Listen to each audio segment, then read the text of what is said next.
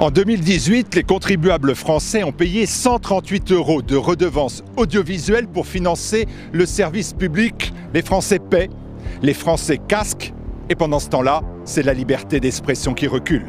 Alors, avant le 31 décembre de cette année, donnez-nous la valeur de cette redevance pour augmenter la portée de la voix de TV Liberté, pour que vos impôts aillent réellement à vos idées. Aidez-nous à porter la voix de la résistance, la voix de la dissidence. Aidez-nous à défendre vos idées. Donnez à TV Liberté.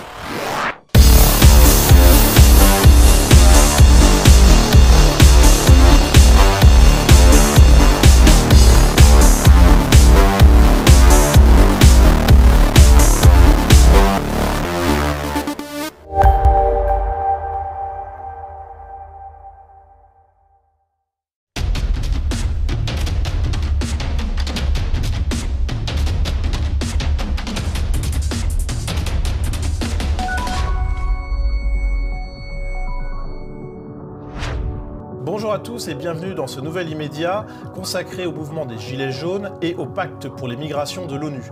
Et pour décrypter l'actualité médiatique de la semaine, qui d'autre que Jean-Yves Le Gallou. Bonjour Jean-Yves. Bonjour Nicolas. Après les violences, les médias ont largement commenté la présence de radicaux parmi les casseurs. Le profil sociologique des pillards semble beaucoup moins les intéresser. Les médias ont multiplié les approximations, les erreurs et les bobards en couvrant la manifestation des Gilets jaunes. Inquiétant.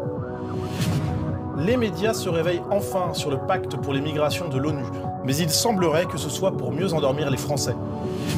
Et comme d'habitude, vous retrouverez le zapping et les tweets de la semaine.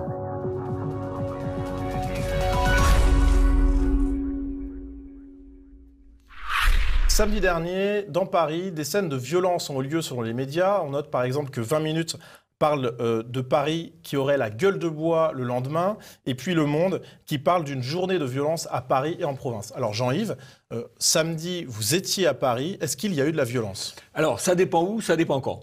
Moi, j'ai défilé aux alentours de 14 h, un peu avant, un peu après, sur l'avenue de l'Opéra, dans une foule qui était quand même plutôt de gauche, il faut dire, mais qui était pacifique. Après, je me suis retrouvé du côté de l'Étoile un peu plus tard, vers 15 h, 15 h 30. Là, manifestement, il y avait un peu de violence. Il y avait eu de la violence avant, il y a eu, je crois, de la violence après. Effectivement, des gilets jaunes un peu radicalisés, des black blocs aussi. Et puis, on commençait à voir arriver les banlieues. Voilà, donc on va en reparler. Exactement. Alors cette distinction entre gilets jaunes, casseurs et pillards, eh bien, elle a lieu dans les médias. On a par exemple Valeurs Actuelles qui s'interroge sur cette distinction. Et puis, si la frontière entre les entités, donc casseurs, pillards et gilets jaunes radicalisés, eh bien, elle est parfois floue, les médias rendent néanmoins bien compte de cette différence. On va le voir tout de suite avec une vidéo de France 24. Dimanche, le préfet de Paris n'a pas ménagé ses mots pour évoquer les événements de samedi. Michel Delpech a accusé les groupuscules d'extrême droite et d'extrême gauche d'en être en partie responsables. Il a aussi directement mis en cause les gilets jaunes les plus radicaux. Donc il y a bien cette distinction qui est effectuée par France 24. De même pour France Info, qui parle de gilets jaunes qui dérapent, de militants aguerris d'extrême droite et des anarchistes et des anticapitalistes qui seraient présents.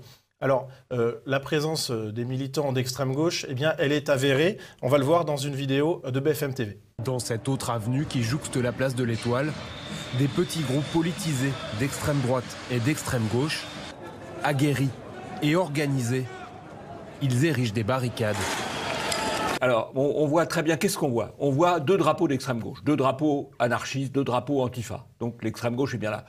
Pour l'extrême droite, c'est peut-être un peu plus délicat à dire, parce que la seule chose qu'on voit, c'est un drapeau français. Mais à moins d'admettre que le simple fait de porter un drapeau français soit l'extrême droite, ce qui est une autre manière de voir les choses. Alors il y avait des preuves de la présence d'extrême droite malgré tout, puisqu'on a une revendication qui provient d'une page Facebook très prisée du milieu de la droite radicale, qui s'appelle West Casual, et donc qui revendique la présence et même l'affrontement avec les forces de l'ordre et les forces antifascistes.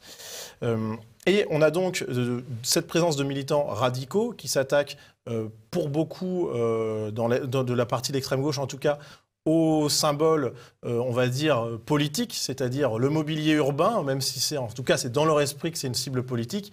et puis aux banques.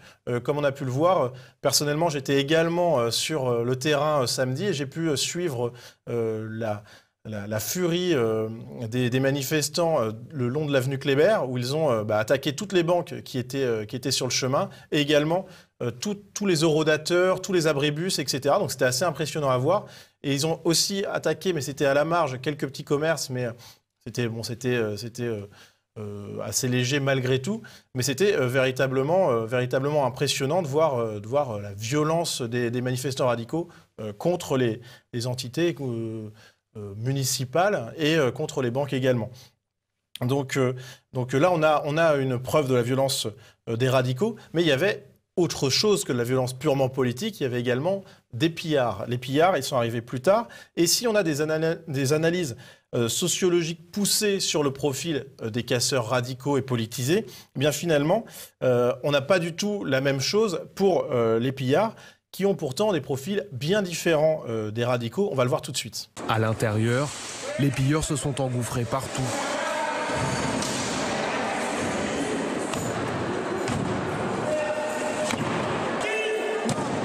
Alors c'est tout à fait intéressant parce que les médias ont beaucoup insisté sur ce qui est apparu comme une profanation de l'Arc de Triomphe. Ils ont même dit que Marianne avait été dégradée. C'est pas Marianne, d'ailleurs, c'est la Marseillaise de Rude, mais enfin passons, on va pas leur demander d'être cultivés. Mais en fait, quand on voit les images, on voit que c'est pas du tout des manifestants, que ça n'a pas de caractère politique. C'est un pillage. C'est une déprédation, c'est un pillage, et un pillage qui est fait par des gens.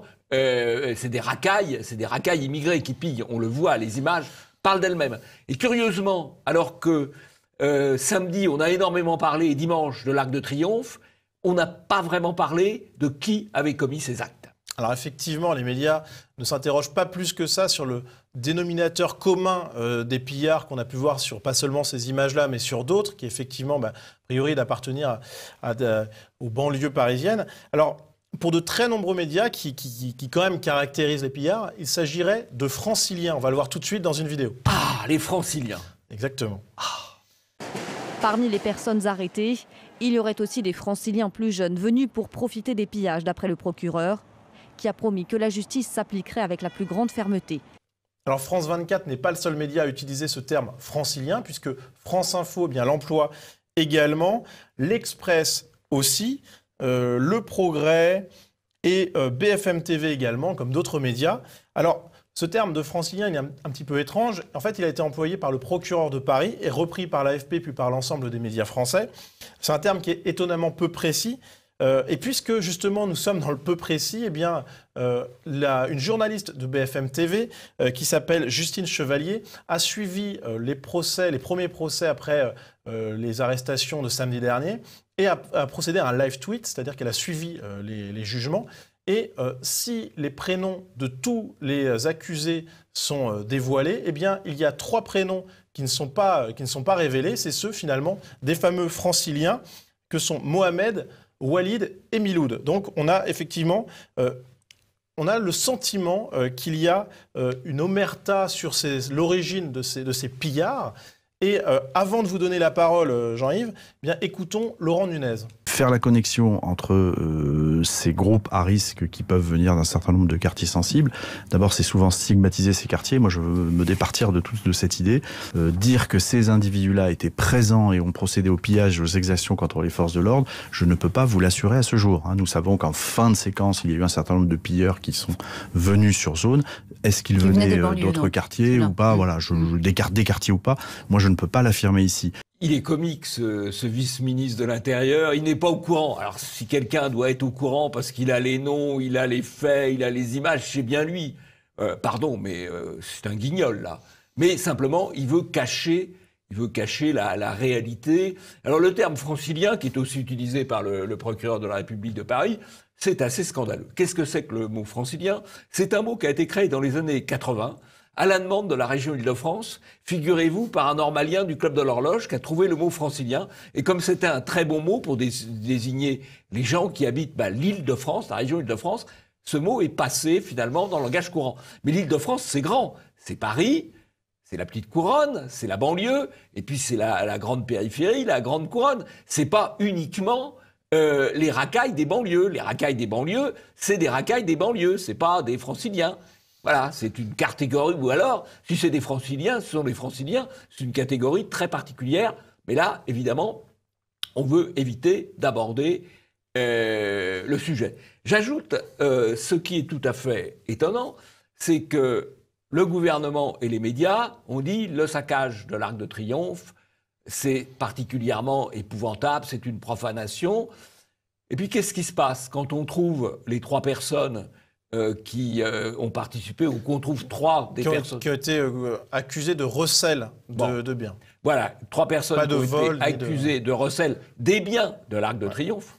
Parce que, bon, eh bien, finalement, d'abord, on cache leur nom, on cache leur prénom, on cache leur nom. En tout cas, lors du live tweet. Lors du live tweet. Et on les condamne à des peines dérisoires, quelques jours amende. Donc ce qui est présenté médiatiquement et politiquement comme le pire, à partir du moment où c'est des racailles immigrés, eh bien finalement, la peine est tout à fait faible et l'affaire est passée au maximum sous silence. Alors effectivement, le terme francilien, du carrefour de l'horloge jusqu'à la place de l'Étoile, il a fait un peu de chemin. Mais pas dans le bon sens. Enfin, c'est aussi un succès du terme. Mais oui. Maintenant, c'est devenu un terme de novlangue. C'était un néologisme, c'est devenu un terme de novlangue. Et ce qui est intéressant de noter, c'est aussi à mettre en relation avec l'emploi, il y a une semaine, par les médias, pour caractériser les premiers accusés gilets jaunes, qui parlaient d'Européens. Eh bien, aujourd'hui, on a le terme francilien. Est-ce que c'est pas... Alors, qu'est-ce que ça veut dire ? Qu'est-ce que ça veut dire ? Tout simplement, effectivement, les gens qui ont été poursuivis à la suite du 24 novembre étaient plutôt des Européens, oui, effectivement, comme la majorité des Gilets jaunes à l'origine, évidemment, des Européens, oui, voire exclusivement des Européens. Le 24 novembre, il n'y avait pratiquement que des Européens sur le tarmac, si j'ose dire, enfin, en tout cas, dans les manifestations. Donc, après tout, les médias ont dit les choses. Là, les pillards, non, les pillards, c'est pas des Européens, c'est beaucoup, pour l'essentiel, c'est des Maghrébins ou des Africains. Alors là, on n'ose pas le dire. Donc là, ça devient des Franciliens. Voilà. Ou des jeunes Franciliens. Bon, c'est un terme, effectivement. Voilà. C'est la désinformation par occultation. Mais bon, beaucoup de gens qui nous suivent savent quand même décoder, heureusement. Exactement. Mais il faudrait que tout le monde sache décoder. Eh ben on va essayer de diffuser au maximum l'émission, et ça c'est aussi votre rôle, chers téléspectateurs, pour que le maximum de gens apprennent à décoder ce genre de manipulation. Passons au zapping.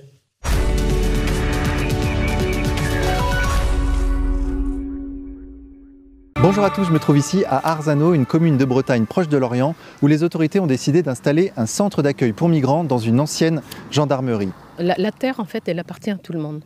Donc c'est normal qu'on aide tous ceux qui ont besoin.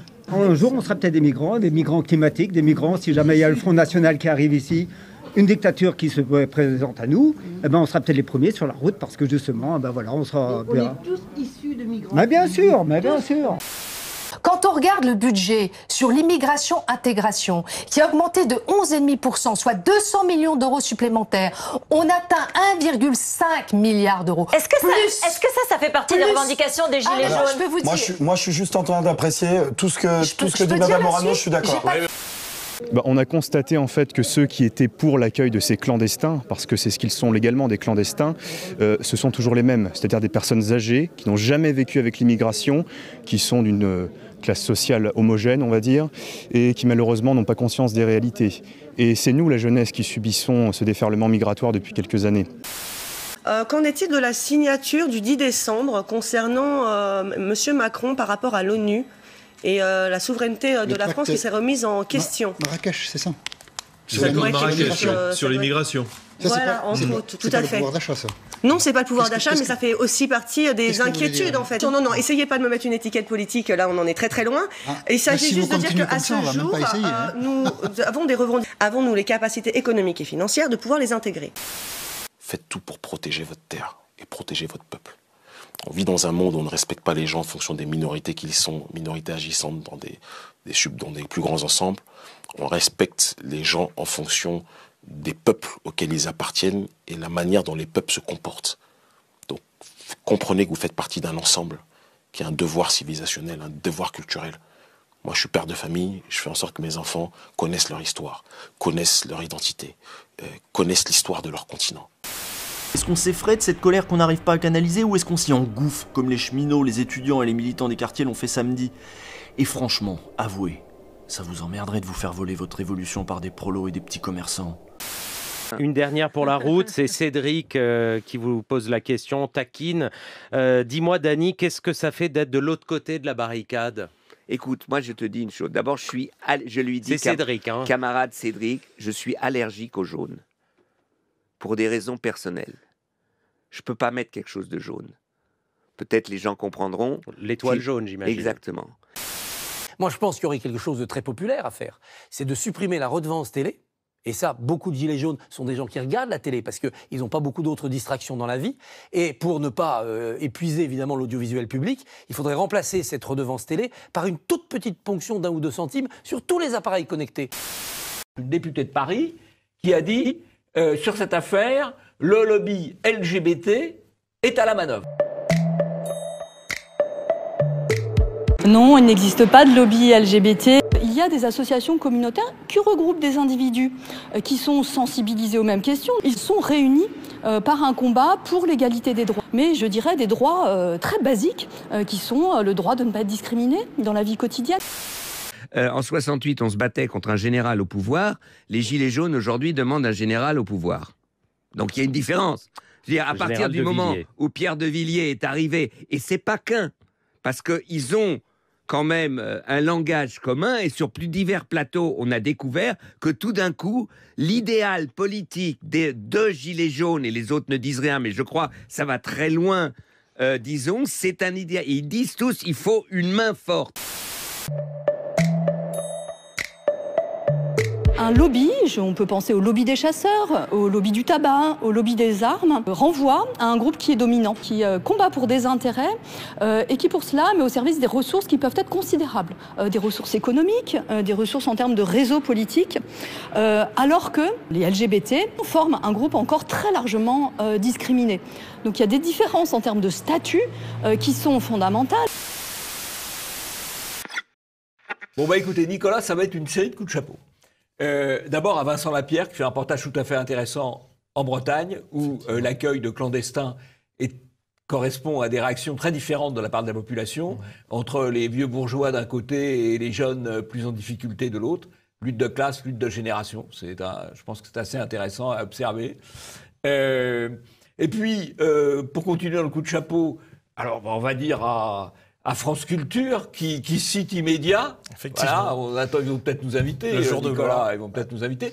Qui cite Immédiat pour nier qu'il y a un lobby LGBT, alors que toute la description, qu'est-ce qu'un lobby? C'est un groupe de pression qui défend des intérêts, et dans le cas du LGBT, fortement subventionné. Mais ils ne démentent absolument pas ça. Simplement, ils disent « Ah oui, mais comme c'est des gens qui défendent une bonne cause, ça ne peut pas être un lobby. » Bah oui, mais ce n'est pas un argument. Enfin bon, ils ont cité Immédiat, on s'amuse, très bien. En sachant qu'ils donnent la parole en plus à une personnalité qui est militante à 100% pro-LGBT. Bah bien sûr, sinon évidemment elle n'accéderait pas à France Culture. Financée par vous, chers amis, bien sûr, à travers la redevance. Voilà. Alors, il y a aussi, alors je ne sais pas là si c'est un coup de chapeau, mais il mérite d'être bien observé. Observez bien les têtes de Rutel-Krief, d'Apatie, de Barbier quand ils s'expriment. Il y a à la fois un mélange d'agressivité, de gêne ou de mépris dans Barbier qui dit ces pauvres types des gilets jaunes qui n'ont que la télé à regarder. Alors Apatie, c'est pire que ça, parce qu'Apatie, comme Rutel-Krief, ils sont dans des postures d'intimidation de leur interlocuteur. Et notamment, Apatie a une interlocutrice qui évoque timidement, il faut bien le dire, mais courageusement, la question du pacte de Marrakech sur les migrations, et il cherche à la faire taire. Il la coupe, il cherche à la faire taire, il cherche à l'intimider en lui disant « Attention, si vous continuez à parler de ça, on va vous classer. » Voilà. On voit les physionomies de Rutel-Krief, comme de Barbier, comme de Apatie, sont quand même extrêmement intéressants à observer. Et puis, je termine par un nouveau coup de chapeau. Kémy Séba, qui est un identitaire africain, un panafricain, qui veut défendre la civilisation africaine. Bah, c'est très bien. Et ils expliquent aux Européens qui devraient eux aussi défendre leur civilisation. Je ne sais pas s'il a lu Européen d'abord, essai sur la préférence de civilisation, mais je crois que je vais lui envoyer. Ben écoutez, c'est noté, Jean-Yves. Et passons au deuxième sujet. Gilets jaunes, matraquage de Bobard.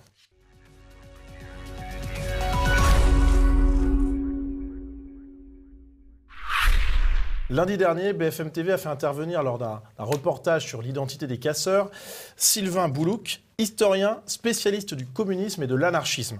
Et pour lui, un drapeau brandi par les manifestants aurait été un drapeau d'extrême droite. Pourquoi ? Parce qu'il était frappé de fleurs de lys et serait donc un symbole monarchiste. Problème, eh bien, le courrier Picard a rapidement révélé qu'il s'agissait tout simplement du drapeau de la Picardie.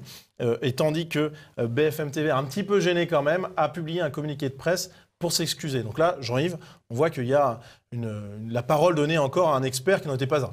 Bah oui, mais l'expert, il est là pour dire le politiquement correct. Donc l'expert, c'est souvent un mélange de conformisme et d'inculture. Parce que là, l'idée que ça puisse être un drapeau d'une province ou d'une région, ça lui vient peut-être même pas à l'idée, quoi. Voilà. C'est un peu triste. Le type se prétend historien en plus.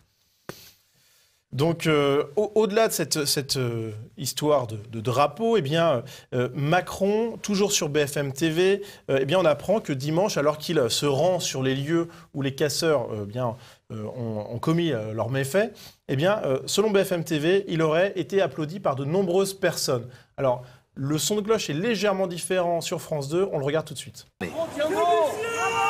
Macron tient bon, Macron démission, sifflet, bravo, centre-choc.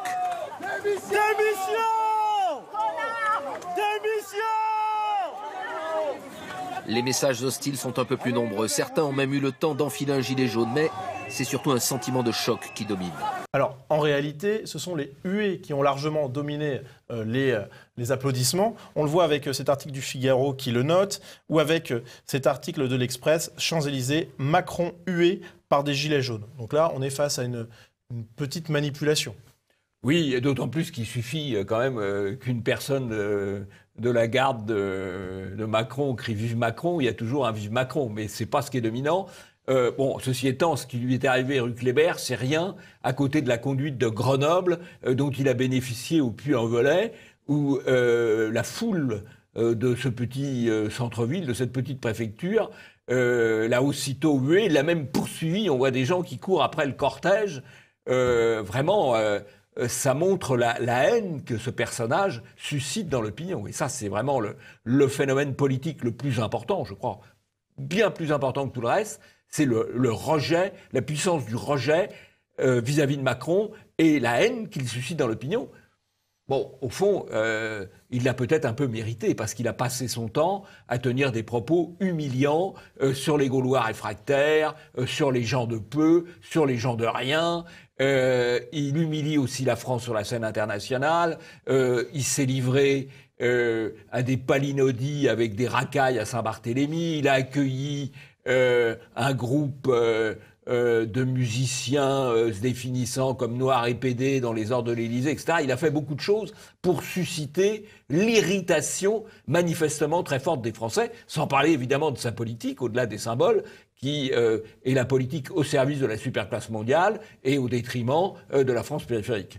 Alors vous dites au-delà des symboles, on va retourner aux symboles, puisque la croix de Lorraine, on en a déjà parlé, mais c'est revenu dans les médias, serait un symbole d'extrême droite. On va regarder la vidéo tout de suite.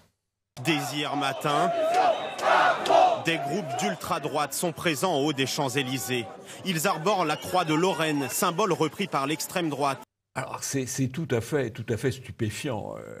La croix de Lorraine, elle appartient évidemment à tout le monde. C'est le signe que le général de Gaulle avait pris pendant la Résistance, avait pris à Londres. Donc ça appartient évidemment à tout le monde, à tous les Français. Macron lui-même l'a repris. Il ne fait pas que des choses épouvantables, malgré tout.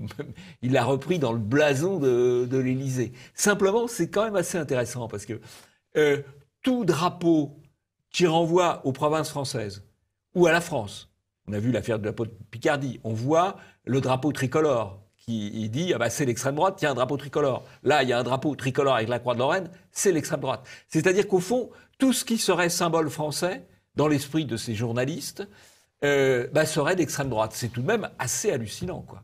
Il y a une espèce d'extension du domaine de l'extrême droite presque jusqu'à l'infini, quoi. Alors, tout le monde, il est d'extrême droite, quoi. Hein? Peut-être même jusqu'à Russia Today, puisque plusieurs journalistes français ont accusé la chaîne Russia Today d'avoir commis une fake news. On a par exemple Thomas Legrand, un éditorialiste sur France Inter, qui tweete en ce sens. On a également Raphaël Baquet, une journaliste au Monde, et Thomas Lequertier, journaliste de CNews. Alors le tort de RT, avoir donné la parole à un manifestant gilet jaune qui évoquait des policiers qui se seraient grimés en civil pour éventuellement, pourquoi pas, c'est une option qu'il soulève, commettre des actes délictueux. Alors on va regarder la vidéo tout de suite sur Russia Today.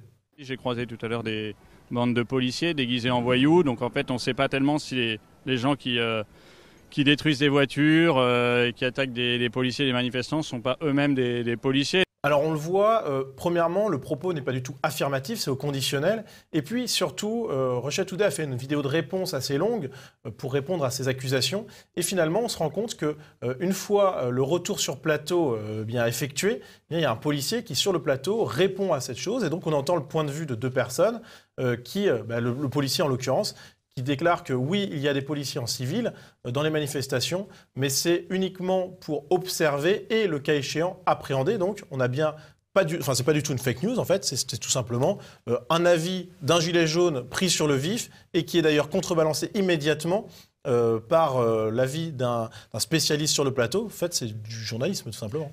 Oui, c'est-à-dire que ce que les médias politiquement corrects n'admettent pas, c'est qu'il y ait deux points de vue. Or, dans un débat, il doit toujours y avoir deux points de vue. Eux, ils n'admettent pas. Il y a un point de vue qui est vrai, qui est le leur. Et là, en l'occurrence, il ne peut pas y avoir de policiers qui participent un petit peu au mouvement violent. Bon, entre nous, c'est une vieille histoire, ça, parce qu'en 68, qui a 50 ans, c'était courant d'accuser les policiers de participer aux violences et à la casse. Et donc, on retrouve ça, ce qui d'ailleurs s'explique, parce que la police... elle est amenée, notamment pour procéder aux interpellations, ils ont annoncé qu'ils feraient ça encore plus massivement samedi prochain d'ailleurs.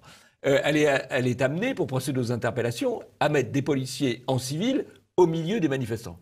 Et ces policiers en civil au milieu des manifestants, leur jeu, c'est d'essayer de passer quand même le plus inaperçu possible, s'ils veulent être efficaces. Donc, en pratique, ils se conduisent très souvent comme des manifestants normaux, et puis le moment venu... pardon pour l'expression, mais c'est ça, ils sautent le type qu'ils veulent interpeller, et qui est le type, a priori, qu'ils ont repéré comme le meneur.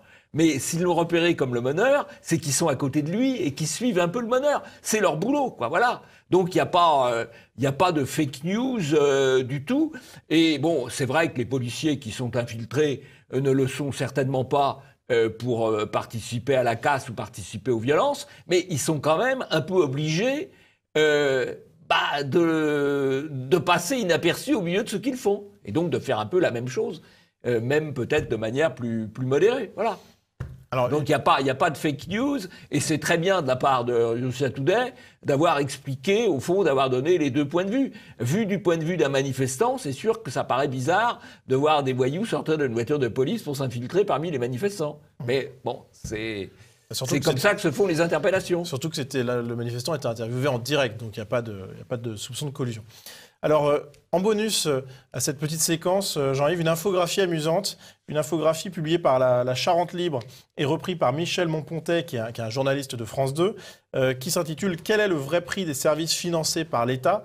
Et en fait, dans la période des Gilets jaunes, eh bien, l'idée, c'est de montrer que l'État et les impôts servent à financer des choses utiles, comme par exemple faire garder son enfant, qui ne coûterait que 38% aux citoyens sur 514 €, puisque le reste serait financé par l'État, qu'un an de scolarité au collège coûterait aux citoyens 0 €, puisque les 8 000 € et quelques de coûts seraient financés par l'État.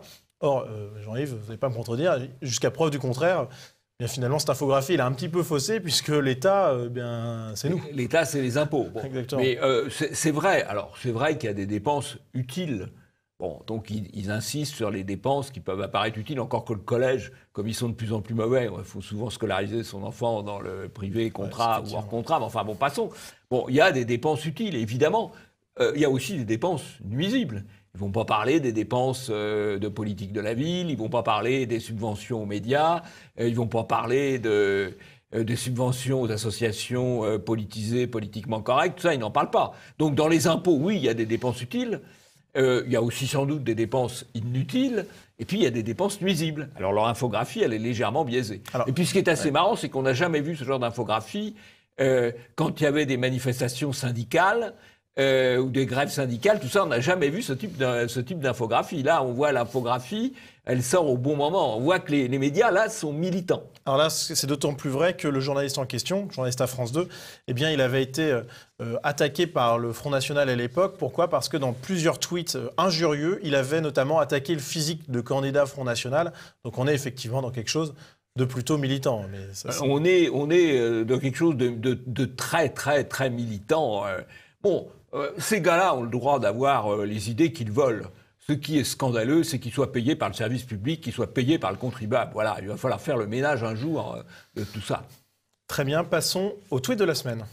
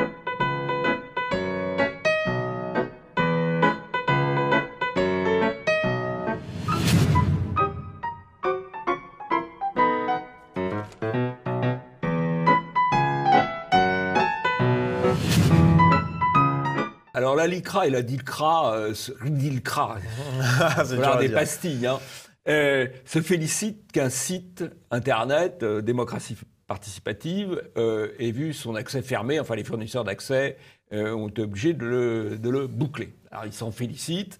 Bon, alors c'est vrai que c'est un site très, très radical, simplement qui est protégé par le premier amendement de la Constitution américaine sur la liberté d'expression. Ce qui est grave, c'est qu'évidemment, c'est un précédent et que les gens de la LICRA, de la DILCRA, annoncent déjà qu'ils vont profiter de cette première jurisprudence pour interdire d'autres sites et par contagion, leur idée, c'est quand même de bloquer tout ce qui est politiquement incorrect. Bon, alors, ça sera difficile parce qu'il y a moyen de contourner. Je crois d'ailleurs que démocratie participative, ils sont déjà revenus sous un autre nom. Mais ce qui est grave dans cette affaire, et indépendamment du contenu du site, c'est pas l'objet. Défendre la liberté d'expression, c'est pas forcément défendre ce qui s'exprime sur tel ou tel site ou tel ou tel journal. C'est défendre le principe de la liberté d'expression. Ce qui est grave, c'est qu'ils veulent créer un précédent pour arriver à une censure de plus en plus générale. Alors, c'est vrai que les méthodes de communication, c'est la censure et c'est l'occultation. Par exemple, on a beaucoup parlé là des voitures brûlées. Je crois qu'il y a eu en tout en France une 50aine de voitures brûlées. Il y en a peut-être d'autres d'ailleurs maintenant, puisqu'il y a des voitures qui brûlent en périphérie des lycées. Mais la clientèle des lycées ou des collèges qui brûlent des voitures, c'est, comment on dit peut-être des franciliens. Des franciliens, voilà. Ce doit être des franciliens. Dans toute la France, il y a des franciliens. Dans toute la France, il y a des franciliens, absolument, oui. Ou même en Corse, parce que c'est des franciliens qui ont été condamnés pour avoir caillassé les pompiers aussi, si j'ai bien compris. Exactement. Voilà. Ah, les franciliens, vraiment, les franciliens, quel problème. Bon, eh bien, là, il y a eu 50 voitures brûlées samedi dernier. Il y en a généralement plus de 1000 après le 14 juillet, plus de 1000 après la Saint-Sylvestre, plus de 1000 après les Coupes du Monde de football, etc. Là, les médias en parlent le moins possible. Le moins possible. Donc on voit, c'est quand même un peu un cheval, une alouette. Et je pense que la Saint-Sylvestre va être redoutable parce qu'effectivement, les incendiaires ont pris un peu d'entraînement samedi dernier et peut-être samedi qui vient. Bon, enfin, on verra. Donc voilà, le biais médiatique. Alors, dans la censure, on a aussi, alors là, on va censurer l'humour. Parce que Dominique Régnier, qui est quelqu'un d'ailleurs d'assez intéressant, enfin politiquement correct, qui s'occupe de la Fondapol, a dénoncé Russia Today. Ah, ils sont mal vus, Russia Today, les pauvres. Hein. Ah là là là là là là là là là. Bon, je vais d'ailleurs faire une interview chez eux tout à l'heure. Bon, passons. Ils ont le malheur d'être bien accueillis dans les manifestations, contrairement à BFM TV. Par exemple, peut-être. Alors, ils ont repris un communiqué du gouvernement iranien. Bon, le gouvernement iranien dit Téhéran appelle Macron à faire cesser les violences contre son peuple. Bon. Manifestement, c'est un peu osé. C'est un peu osé. C'est un peu humoristique, puisque Macron, ayant passé son temps à dire aux autres, quand il y avait des émeutes ou des manifestations, qu'il fallait faire cesser les violences contre leur peuple, bah, c'est la réponse du berger à la bergère. Je trouve que les mollahs iraniens ont de l'humour. Bon, et ben au lieu de prendre ça comme ça, M. Régnier dit mais c'est épouvantable, etc. Bah non, Coco, c'est de l'humour, tout simplement. C'est peut-être un sujet moins humoristique qu'on va aborder, mais on va l'aborder quand même. Le sujet numéro 3, pacte pour les migrations. Circuler, il n'y a rien à voir.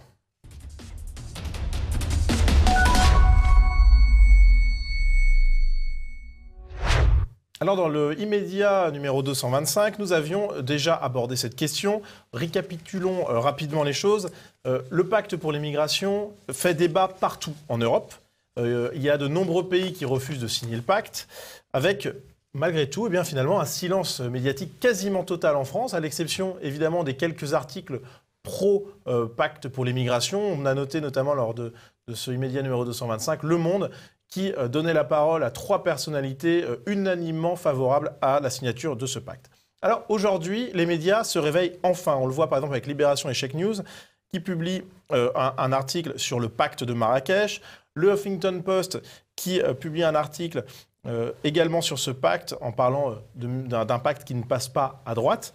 Et Jean-Yves, j'ai une bonne nouvelle. Finalement, la signature de ce pacte ne changerait rien, ne servirait à rien, selon plusieurs experts interrogés par les médias. Si c'est des experts, alors il n'y a pas de... Alors, j'exagère à peine, je vais vous expliquer pourquoi. L'angle principal choisi par les médias, c'est le décodage des fake news sur ce pacte de Marrakech. Mais pour les médias, 2 choses. Premièrement, le pacte n'est pas contraignant. Et deuxièmement, finalement, il ne sert pas à grand-chose. On va le voir tout de suite avec cet article de Sud-Ouest, pour lequel, finalement, selon un spécialiste interrogé, le texte ne changera rien aux droits actuels. Donc on est sur un texte qui ne changera pas grand-chose à la politique migratoire française.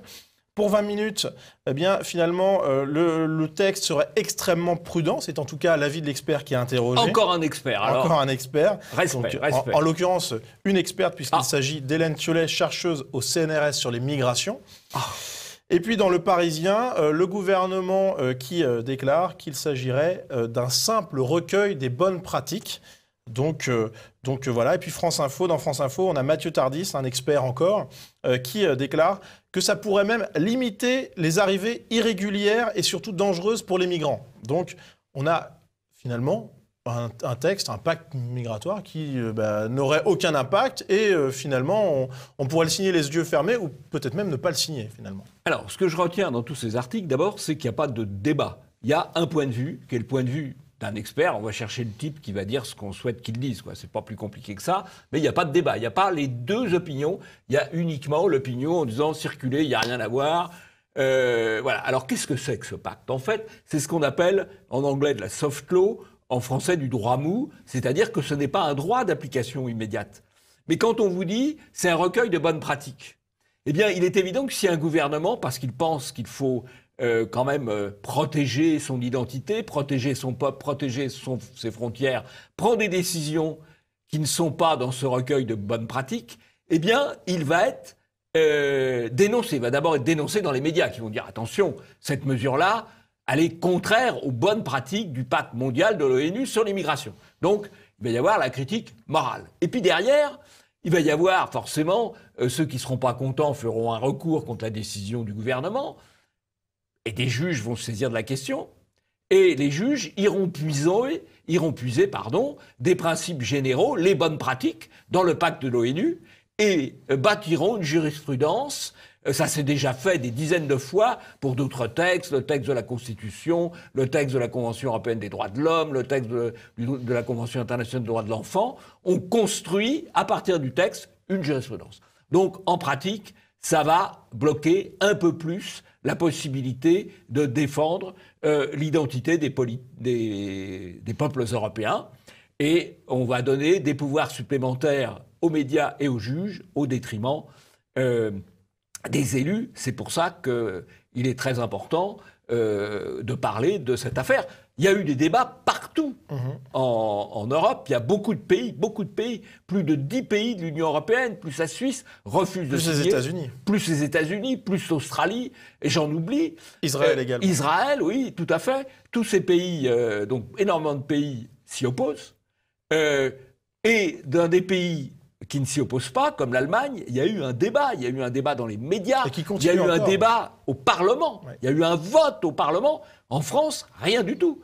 C'est pas la démocratie. Alors Macron, comme il n'ose plus sortir, il n'ira pas signer à Marrakech, mais il va envoyer un secrétaire d'État ou un sous-secrétaire d'État qui, malgré tout, engagera la parole de la France. C'est vraiment très préoccupant. C'est intéressant de mettre en parallèle ce traitement médiatique qui dit en gros, c'est pas grave, c'est pas contraignant, et puis finalement de le rapprocher de celui qui a du traitement médiatique par rapport aux États-Unis qui ont refusé de signer le pacte pour le climat qui lui aussi était non contraignant, et par contre quand ils ont refusé de signer ce pacte non contraignant, on les a voués aux gémonies, et c'est exactement le même, finalement c'est exactement la même chose, c'est s'il est non contraignant, pourquoi reprocher à un pays de ne pas le signer dans ce cas-là ? Voilà. Et s'il n'est pas non contraignant, pourquoi toute la politique du gouvernement dit sur la transition énergétique s'appuie précisément sur ce pacte de l'ONU sur la lutte contre le réchauffement ou contre le changement climatique. Donc on est quand même dans le mensonge permanent. Mais évidemment, avant, on vous dit c'est pas contraignant, et après on vous dit attention, c'est là. Voilà, c'est avant, après. Les médias sont d'une malhonnêteté astronomique dans cette affaire. Effectivement, et je crois, Jean-Yves, que vous avez un coup de chapeau qui est lié à cette affaire. Oui, j'ai un coup de chapeau qui est lié à cette affaire, qui est un coup de chapeau à Damien Rieu, qui a fait une excellente vidéo sur YouTube de 2 minutes 20, enfin très courte. 2 minutes 16, précisément. 2 minutes 16, et qui est extrêmement parlante, extrêmement démonstrative, et que je vous invite à regarder. Très bien, Jean-Yves. Bien, écoutez, c'est la fin de cette émission. Merci à vous de l'avoir regardé. N'hésitez pas à envoyer à l'adresse mail qui s'affiche sur vos écrans vos avis sur l'émission, votre veille médiatique pour nous donner des informations. Nous regardons ça avec attention, c'est toujours très précieux. Et puis, Jean-Yves, à la semaine prochaine. Rendez-vous pour le prochain immédiat.